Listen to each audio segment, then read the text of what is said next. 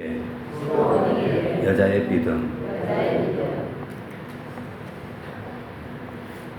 오늘 본문은 오늘날 예수님께서 두로 지방에 가시면서 이 사건이 일어납니다. 우리 잠깐 24절 말씀부터 보고 말씀 쭉 나눠보겠습니다. 자, 24절 같이 한번 읽어보겠습니다. 시작.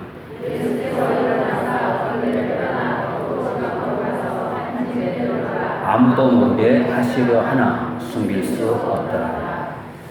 자, 지금 24절 말씀을 보니까 예수님께서 지금 두로 지방에 들어가셨습니다. 자, 그런데 어떤 말씀이 기록되어 있는가 하면 이 말씀을 또 주목해 보십시오. 두로 지방으로 가서 한 집에 들어가 그 다음에 소문내지 않았죠. 아무도 모르게 하시려 하나 결국 숨길 수가 없었다. 자, 예수님께서는 이 두로 지방의 한 집에 들어가서 자신을 모르게 하려고 했지만 숨길 수가 없었습니다. 이미 예수님께서 오셨다는 이 소문이 그 두로 지역에 쫙 퍼졌습니다.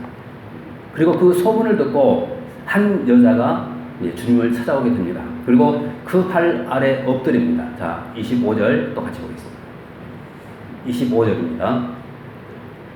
자, 25절. 자, 시작.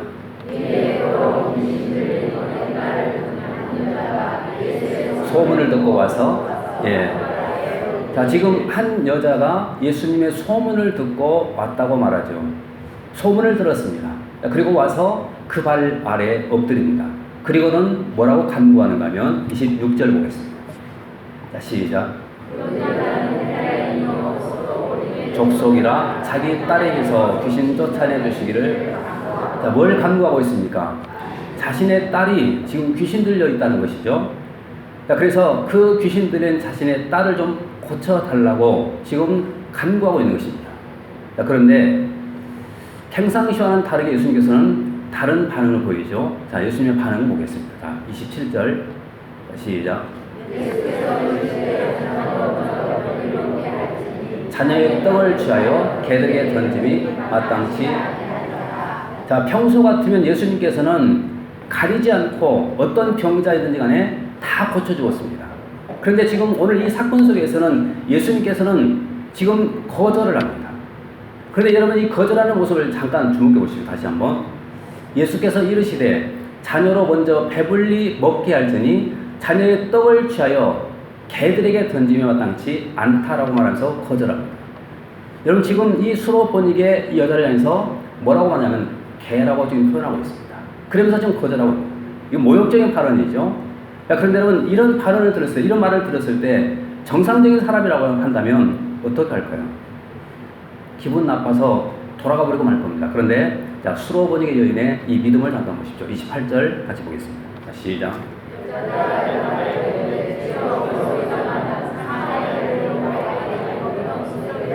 자, 지금 심각한 소리를 들었습니다. 지금 개라는 욕을 들었습니다. 그럼에도 불구하고 기분 나빠하지 않고 오히려 더 엎드려서 지금 겸손하게 뭘 구하고 있냐면 이것을 지금 구하고 있죠. 주님, 옳습니다. 인정했습니다. 나는 개입니다. 그러면서 상아래 개들도 어린아이들이 먹던 부스러기를 먹습니다. 여러분, 이 말이 지금 무슨 말입니까? 지금 예수님 앞에 뭘 구하고 있냐면 그 어린아이들이 상아래 있는 개들에게 던져주는 그 부스러기라도 나에게 주십시오. 나는 개 같은 사람이니까 그 부스러기라도 주십시오. 이것을 좀 요청하고 있는 것입니다. 그런데 예수님께서는 이 여인의 이 고백에 큰 감동을 받습니다. 자, 그리고 어떻게 하시는가? 29절과 30절 말씀 가지고 오겠습니다. 시작. 돌아가라, 귀신이 내 딸에게서 나갔느니라 하심에 30절. 집에 들어가 본즉 아이가 침상에 누웠고 귀신이. 자, 여인의 이 믿음의 고백을 듣고 예수님께서 어떻게 하셨습니까? 그 간구의 소리를 들으시고 딸을 고쳐 주셨다는 사실입니다. 자, 지금 부스러기라도 주십시오. 이 작은 은혜를 구했던 이 여인에게 주님께서는 부스러기 아니라 놀라운 은혜를 그에게 부어주신 것입니다. 자, 그렇다면 오늘 이 여인이 오늘 우리에게 주는 중요한 교훈이 있다고 하면 뭘까요? 그것은 다른 것이 아니라 큰 믿음입니다. 믿음. 자, 우리 옆 사람 모습도 고민해 주십시오. 집사님, 우리 큰 믿음을 가지며 살합시다. 자, 오늘 여인을 통해서 우리가 배울 수 있는 것이 바로 이 큰 믿음입니다. 그렇다면 우리가 어떻게 하면 이런 큰 믿음을 가질 수가 있을까? 그리고 이 여인의 큰 믿음의 정체가 과연 무엇인가? 이거 잠깐 살펴보고 함께 은혜를 나누겠습니다. 오늘 세 가지로 그 믿음의 정체를 생각해 보겠는데요. 첫 번째는요, 따라서 보실까요? 불리한 상황과 조건을 극복한 믿음. 자, 불리한 상황과 조건을 극복한 믿음. 이것이 첫 번째 놀라운 믿음입니다. 자, 그러면 오늘 이 여인이 가졌던 이 불리한 상황과 조건이 과연 무엇인가 잠깐 한번 주목해 보시는데요. 두 가지를 생각해 볼 수가 있습니다. 하나는 자, 이방인이다. 이방인. 한번 보십시오. 자, 26절과 27절 말씀 같이 보겠습니다. 자, 어디 사람인가 주목해 보십시오. 26절과 27절 시작. 자기 딸에게서 귀신 쫓아내 주시기를 간구하거늘 27절. 예수께서 이르시되 자녀로 먼저 배불리 먹게 할지니 자녀의 떡을 취하여 개들에게 던짐이. 자, 지금 26절 말씀부터 잠깐 또 주목해 보십시오. 자, 지금 이 여자가 어디 사람이라고 지금 말하고 있죠? 26절. 다시 한번 26절 보십시오. 자, 먼저 헬라 사람이라고 말하죠. 26절. 자, 헬라 사람이라고 말하는데, 자, 헬라는 어디를 말하냐면, 어디를 말할까요? 그리스를 말합니다. 그리스. 자, 그리스 사람입니다.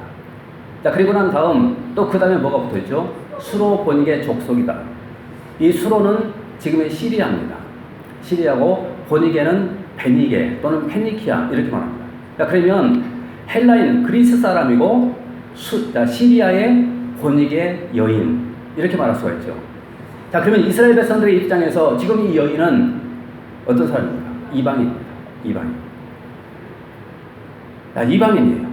그런데 여러분, 이스라엘 백성들에게 있어서, 유대인들에게 있어서 이방인들에 대한 최고의 모욕적인 표현이 뭔지 아십니까? 그것이 바로 개라는 단어입니다. 그래서 27절 말씀에서 지금 주님께서 그 단어를 지금 사용하고 있어요. 다시 27절 한번 보십시오.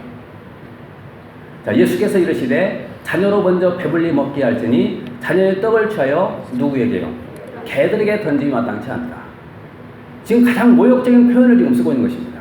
이방인들 향해서 지금 사람으로 인정하지 않고 지금 개로 모욕을 주고 있는 것입니다. 우리 같으면 이런 모욕받을 때 어떻게 하시겠습니까? 실제로 이스라엘과 우리나라는 참 닮은 점이 많이 있어요. 그렇죠? 우리도 기분 나쁠 때 튀어나오는 욕 가운데 하나가 뭡니까? 네. 저는 분명히 그렇게 쌍스러운 말은 안 씁니다. 좀 비슷한 말이 많이 있어요. 개 뭐라고 그래요? 여러분, 이것은 상당히 모욕적인 그런 발언이죠. 근데 여러분, 누군가가 나에게 그런 말을 했을 때 여러분 기분 나쁩니까? 기분이 좋습니까? 기분 나쁘죠. 만약에 우리가 지금 이런 똑같은 상황에서 이런 말로 내가 모욕을 당했다고 한다면 우리는 아마 예수 믿고 뭐고 상관없이 귀싸대기 한 방 올려 붙이고 그냥 가버렸을 것입니다. 근데 여러분, 이 여인의 모습을 보십시오. 그런 취급을 받아도 기분 나빠하지 않습니다. 뭐라고 하면 옳습니다. 인정한 것입니다. 인정. 여러분, 이것이 참으로 놀라운 모습 아니겠습니까? 그 다음에 또 두 번째가 있는데 그것이 뭐냐면 여자라는 거예요. 여자. 다시 한번 26절 말씀 보십시오. 자, 같이 읽어보십시오. 시작. 네. 자, 불리한 상황과 조건 가운데 첫 번째는 이 여자가 바로 이방인이었다는 것이고, 두 번째는 여자라는 겁니다. 여자. 여러분들과 잘 아시는 것처럼 유대인들이 아침에 일어나면 하나님 앞에 드리는 감사기도 세 가지가 있죠. 혹시 아시겠습니까? 첫 번째 감사기도가 뭐냐면, 하나님, 나로 하여금 이방인이 아니라 유대인으로 태어나게 하신 것 감사합니다. 이거 첫 번째 감사제입니다. 그 다음에 두 번째가 뭐냐면, 하나님, 내가 여자가 아니라 남자로 태어나게 하신 것 감사합니다. 이것이 두 번째 감사제입니다. 그 다음에 세 번째가 뭐냐면, 하나님, 내가 종이 아니라 자유인으로 태어나게 하신 것 감사합니다. 이 세 가지 감사기도를. 여러분, 매일 아침마다 이런 감사기도를 들고 있는 그 유대인들의 모습을 보십시오. 여러분, 그런 시각으로 봤을 때 오늘 이 여자는 지금 여자라는 그런 신분, 이런 핸디캡을 가지고 지금 주님 앞에 나오고 있다는 것입니다. 여러분, 이 두 가지 불리한 상황과 조건이 있습니다. 그런데도 불구하고 오늘 이 여자는 그 두 가지 불리한 상황과 조건을 극복하는 믿음을 가지고 있었다는 거예요. 여러분, 이것이 중요한 것 아니겠습니까? 어쩌면 오늘 우리에게도 여러분 이런 믿음을 갖고 나오신 분들도 아마 있을 것입니다. 저는 있다고 봅니다. 왜냐하면 자, 지금은 휴가철입니다. 그리고 많은 분들이 집에 찾아오고 손님들이 찾아오게 되죠. 근데 여러분, 그런 모든 상황과 여건, 이 주의를 지킨다는 것이 얼마나 힘들고 고통스럽습니까? 어렵잖아요. 그런데도 불구하고 오늘 이 자리에 나온 분들은 참 대단하신 분이라고 저는 생각합니다. 왜냐하면 그런 모든 상황과 여건을 다 극복하고 지금 이 자리에 나왔기 때문입니다. 여러분, 바로 이런 믿음 주님께서 귀하게 보시고 값지게 보신 것입니다. 그리고 그런 믿음을 갖고 있는 그런 분들에게 주님께서 왜 이런 놀라운 은혜를 부어주지 않겠습니까? 여러분, 앞으로 우리가 인생을 살다 보면 이런 불리한 상황 조건 만날 때가 많습니다. 여러분, 그럴 때마다 넘어지지 마시고 오늘 여인의 생각하면서 꼭 이겨나가십시오. 바로 그 믿음이 큰 믿음이고 주님께서 인정하신 그런 믿음이라는 사실입니다. 이건 첫 번째고요. 그 다음에 두 번째입니다. 따라서 한번 해주시고요. 모욕에 가까운 거절을 극복하는 믿음. 두 번째는 모욕에 가까운 거절을 극복하는 믿음. 이것이 두 번째 믿음인데요. 자, 우리 26절 말씀부터 한번 보겠습니다. 26절입니다. 자, 같이 읽겠습니다. 시작.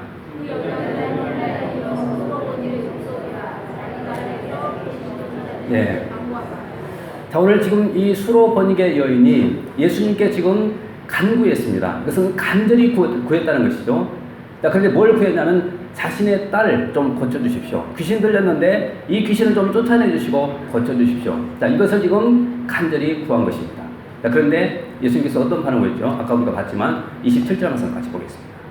27절 시작.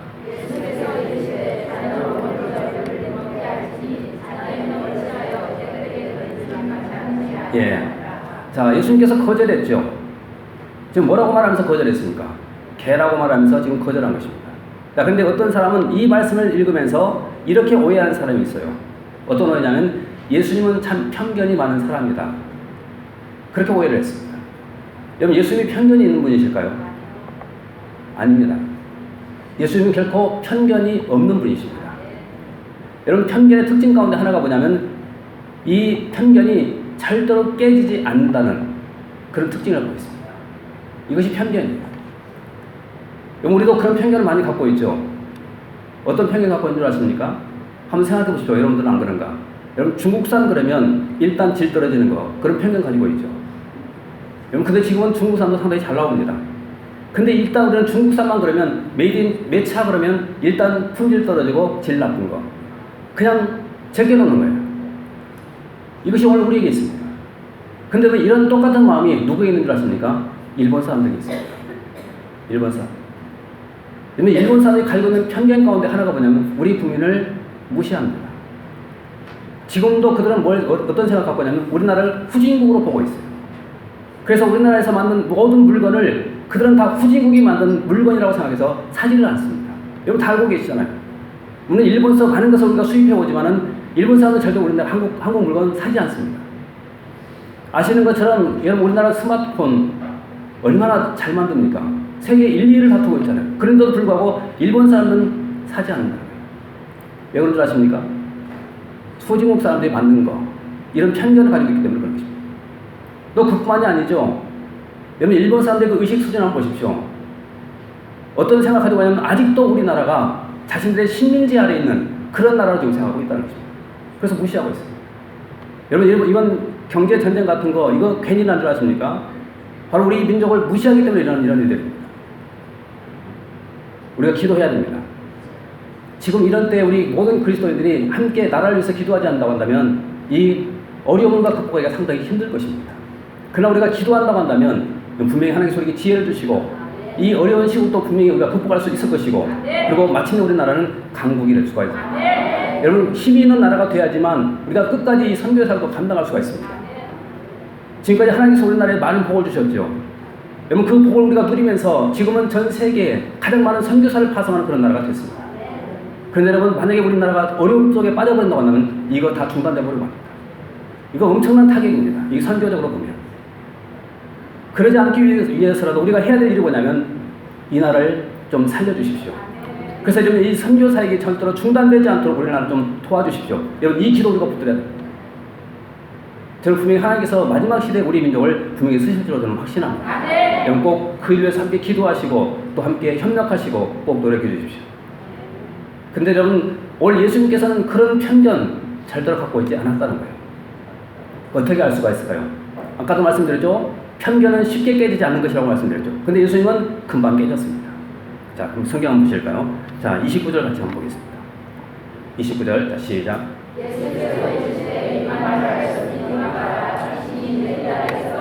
네. 자, 29절에 뭐라고 합니까? 예수께서 이르시되 이 말을 하였으니 돌아가라. 귀신이 내 딸에게서 나갔느니라 하시매. 여러분, 이 문맥을 한번 쭉 읽어보십시오. 연결시켜 보십시오. 만약에 편견을 가지고 있었다고 한다면 예수님께서 과연 이렇게 은혜를 베푸셨을까요? 은혜 베푸지 않았습니다. 끝까지 거절하면서 그 여인을 내쳐버렸을 것입니다. 그런데 편견이 없습니다. 그래서 그 여인의 간과는 그 소원대로 주님께서는 들어주시고 깨끗하게 고쳐주신 것입니다. 자, 그렇다면 왜 예수님께서는 편견을 갖지 않으심에도 불구하고 왜 그 여인을 향해서 개라고 표현했을까? 저는 이것이 테스트라고 생각합니다. 테스트. 다시 말하면 내가 이런 모욕적인 말을 듣고도 여전히 나를 신뢰할 수 있느냐? 내가 이런 취급을 받음에도 불구하고 내가 너에게 응답할 것을 믿느냐? 여기에 대한 테스트라고 저는 믿습니다. 여러분, 이런 테스트 지금도 주님께서 우리에게 상당히 많이 합니다. 이 테스트에 우리는 반드시 합격해야 됩니다. 여러분, 하나님께서 우리에게 왜 기도 응답을 더디 하시는 줄 아십니까? 테스트예요. 테스트. 내가 너에게 응답하지 않고 잠잠함에도 불구하고 네가 끝까지 나를 의지하고 있을 수 있느냐? 여러분, 여기에 대한 테스트예요. 그러니까 혹시라도 여러분 기도 응답이 더디된다 할지라도 낙심하거나 포기하지 마십시오. 바로 그럴 때일수록 우리는 더 믿음을 보일 때입니다. 제가 자주 말씀드리죠. 여러분, 믿음을 보일 때가 언제인가 하면 내가 어려움을 당했을 때 그때 믿음 보일 절호의 기회입니다. 여러분, 그때 바로 믿음 보여야 됩니다. 누가복음 18장에 가서 보시면요, 어떤 사건이 기록되었냐면, 자, 이런 사건이 기록되죠. 한 불의한 재판관이 나오고 한 과부가 나옵니다. 자, 근데 여러분, 이 한 과부에게는 억울한 사정이 있습니다. 그래서 그 억울한 사정 때문에 자꾸 재판장을 찾아가서 자신의 억울한 이 사정 좀 들어달라고 자꾸 요청을 해요. 그런데 여러분, 그 불의한 재판관이 처음에는 어떤 생각하는 줄 아십니까? 무시했습니다. 멸시했습니다. 왜냐하면 그 여인에 대한 편견을 가지고 있었기 때문에 그런 거예요. 그런데 여인은 포기합니까? 포기하지 않습니까? 포기하지 않죠. 그 재판장이 어떻게 자신을 취급한다 할지라도 여인은 포기하지 않습니다. 그냥 또 가서 얘기하고 또 가서 얘기하고 계속해서 요청했더니 결국에는 그 재판장이 그 여인의 사정을 다 들어주더라는 것입니다. 여러분, 주님도 마찬가지입니다. 여러분, 우리에게 이렇게 테스트할 때 여러분, 아무리 우리가 힘들고 어려워도 끝까지 주님을 믿고 붙들고 예수님을 살게 된다고 한다면 반드시 우리는 응답받고 살 수가 있습니다. 왜냐하면 주님은 항상 우리의 모습을 다 보고 계시기 때문에 그렇습니다. 여러분, 이 사건이 마가복음 6장에 기록되어 있죠. 마가복음 6장에 보시면 어떤 사건이 나오냐면, 예수님께서 제자들에게 배를 타고 바다 건너로 가라 명령하시고 나온 다음 예수님은 산으로 올라가셨습니다. 뭐하러 가시냐면 기도하러 가셨어요. 자, 그런데 바다로 나갔던 제자들 얼마 지나지 않아서 광풍을 만나게 되죠. 힘겹게 파도와 싸워가면서 그들은 노를 젓기 시작합니다. 거의 죽을 지경이었죠. 자, 근데 여러분, 성경은 상당히 의미심장한 기록이 있습니다. 그것이 뭐냐면 한 군데 한번 보실까요? 자, 마가복음 6장 48절 한번 보시고 마가복음 6장 48절 같이 한번 읽어보겠습니다. 시작.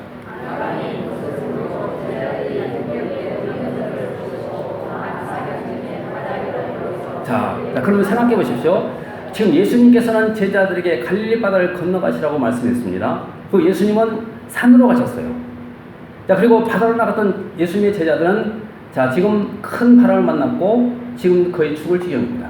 자, 그러면 예수님께서는 왜 제자들을 그 위험한 바다 가운데로 가라고 명령했을까 하는 것입니다. 우리 같으면 위험하니까 가지 말자 이렇게 해야 당연한 것 아닙니까? 그런데도 불구하고 예수님께서는 제자들에게 그냥 가라고 말합니다. 주의 말씀에 순종해서 갔더니 결과는 뭐냐면 이런 풍랑 만나고 내가 죽게 됐다는 거예요. 근데 여러분, 이 말씀을 가만히 보시죠. 주님은 그때 뭐 하셨는가? 바람이 거스름으로 제자들이 힘겹게 놓아졌는 것을 뭐 했습니까? 보셨다.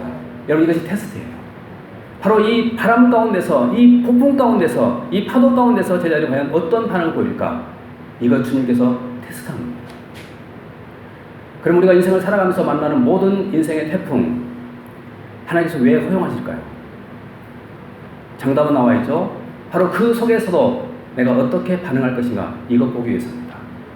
주님이 보고 계신다고 한다면 된 것 아니겠습니까? 여러분, 이 말씀의 결말도 우리가 다 알고 계시죠. 결정적인 순간에 주님께서 찾아오셔서 바람을 잔잔케 하시고 제자들과 함께 그 바다를 건너가게 되었다는 것입니다. 여러분, 결정적인 순간 주님께서 우리에게 찾아오십니다. 그리고 모든 문제 해결하시고 우리를 축복으로 우리 인도에 가시는 것입니다. 여러분, 이 주님 꼭 믿고 날마다 승리하는 저와 되시기를 주님 축원합니다. 그 다음에 마지막 세 번째입니다. 따라서 보실까요? 부스러기, 은혜에 매달리는 믿음. 자, 세 번째는 뭐냐면 부스러기 은혜에 매달리는 믿음입니다. 부스러기 은혜. 자, 한번 성경 보십시오. 오늘 말씀 28절 같이 한번 보겠습니다. 네, 같이 읽겠습니다. 시작.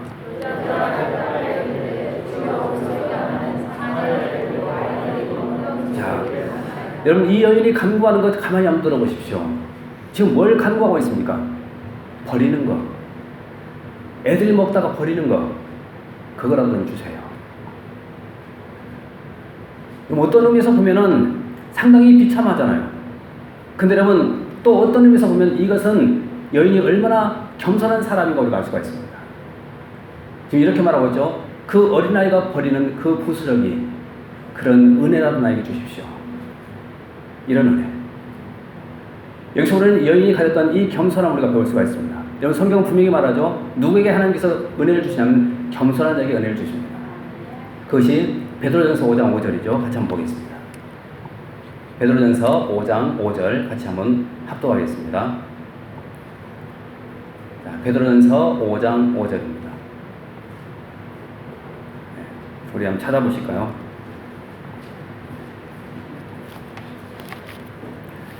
자, 베드로전서 5장 5절 말씀 우리 같이 한 목소리로 합독해서 읽겠습니다. 합독합니다. 시작. 순종하고 다 서로 겸손으로 허리를 동이라. 그 다음에요. 하나님은 교만한 자를 대적하시되 겸손한 자들에게는, 그렇죠. 자, 하나님께서는 겸손한 자들에게는 뭘 베푸십니까? 은혜를 베푸십니다. 자, 그래서 오늘 이 여인이 주님 앞에 부스러기 은혜를 구했을 때, 겸손하게 구했을 때 부스러기 아니라 놀라운 은혜를 부어주고 있습니다. 자, 그런데 오늘 이 여인이 예수님을 어떻게 부르고 있는가? 여러분, 이설 잠깐 한번 살펴보십시오. 자, 다시 28절 말씀 같이 보겠습니다. 자, 어떻게 부르고 있는가? 자, 시작. 네. 자, 지금 여인은 이방인입니다. 그럼에도 불구하고 예수님에 대해서 지금 뭐라고 부르고 있습니까? 주님이라고 부르고 있습니다. 주님. 여러분, 주님이라는 이 표현은 아무에게나 쓸 수 있는 그런 표현이 아니죠. 바로 메시아, 바로 그분에게만 쓸 수 있는 단어, 바로 주여라는 단어입니다. 자, 그런데 지금 오늘 이 여인은 그런 단어를 지금 쓰고 있는 거예요. 주님을 향해서 주님이라고 부르고 있습니다. 자, 근데 오늘 똑같은 사건이 기록되어 있는 마태복음에 가서 보시면 또 어떻게 표현하고 있는가 잠깐 보시는데요. 자, 마태복음 15장 22절 한번 보십시오. 똑같은 사건입니다. 자, 같이 한번 읽어보겠습니다. 시작. 자, 여기서는 어떻게 부르고 있습니까? 다윗의 자손이라고 부르고 있습니다. 다윗의 자손. 다시 보십시오. 가나안 여자 하나가, 자, 이것은 역시 이방이라는 그런 뜻입니다. 자, 그 지경에서 나와서 소리질러 이르되 주 다윗의 자손이요. 자, 주님이라고 불렀고 또 하나 다윗의 자손이라고 불렀습니다. 여러분과 성경을 잘 알고 계시는 것처럼 메시아가 누구의 자손으로 오신다고 기록되어 있습니까? 다윗의 자손입니다. 그렇다면 오늘 이 고백은 그가 예수 그리스도가 바로 어떤 분으로 믿는 고백일까요? 바로 메시아라는 사실을 믿고 있는 것입니다. 여러분, 얼마나 큰 믿음입니까? 이런 메시아라는 사실을 믿었기 때문에 지금 주님 앞에 겸손히 엎드린 것입니다. 그리고 저는 이 여인은 분명히 하나님 말씀을 믿었다고 생각합니다. 왜냐하면 이사야 60장과 61장에 가서 보시면요, 어떤 말씀이 기록되어 있냐면 이방인들에게도, 메시아가 오면 이방인들에게도 구원의 축복이 임하게 된다는 말씀이 기록되어 있습니다. 여러분, 그 말씀을 믿고 의지하고 지금 주님 앞에 나와서 나는 비록 이방인이지만 나에게 은혜를 주십시오. 지금 이것을 요청하고 있습니다. 자, 그래서 예수님께서는 어떻게 했을까요? 바로 그런 믿음을 보시고 주님께서는 놀라운 은혜를 부으십니다. 자, 결론은 아시겠지만 다시 한번 보겠습니다. 29절과 30절 말씀까지 보겠습니다. 29절과 30절입니다. 시작. 나갔느니라 하심에 30절. 예. 자, 여러분 보십시오. 그 개에게 던져버리고 버리는 그 작은 부스러기를 나에게 주십시오. 이렇게 간구했던 그 여자 믿음을 보시고 주님께서 뭐라고 그러냐면 지금 이렇게 말씀합니다. 29절 말씀과 30절 말씀에서 그 여인의 모든 소원 이루어주시고 그리고 귀신도 다 쫓아내주시고 그 딸을 깨끗하게 고쳐주셨던 것입니다. 이것은 큰 은혜였고 놀라운 축복이었습니다. 여러분, 오늘 이 여인이 이런 놀라운 축복의 주인공이 될 수가 있었던 것은 뭐냐면 주님을 감동시키는 이런 아름다운 믿음이 있었기 때문입니다. 여러분, 오늘 우리가 이런 믿음 가지고 주님 섬기며 산다고 한다면 우리 삶 가운데도 이런 기적이 날마다 일어나게 될 줄 믿습니다. 이 기적 체험하는 저와 되시기를 주님을 축원합니다. 기도하겠습니다. 은혜로우신 우리 아버지 감사합니다. 저희들 불러주시고 함께 말씀 나누도록 도우시니 감사합니다. 겸손히 말씀 받아사오니 이 말씀 기억하고 붙들고 순종하며 믿음으로 살 수 있도록 인도해 주시고 또 믿음으로 늘 주님 앞에 나와서 간구하고 또 많은 응답받고 기적을 체험하고 하나님 축복을 누리며 남은 세계도 복되게 살아가도록 은총 내려 주옵소서. 항상 우리 성도들을 붙들어 주시고 마지막 시대에 꼭 믿음의 성공자들이 되도록 역사해 주옵소서. 감사드리옵고 예수님 이름으로 기도합나이다. 아멘.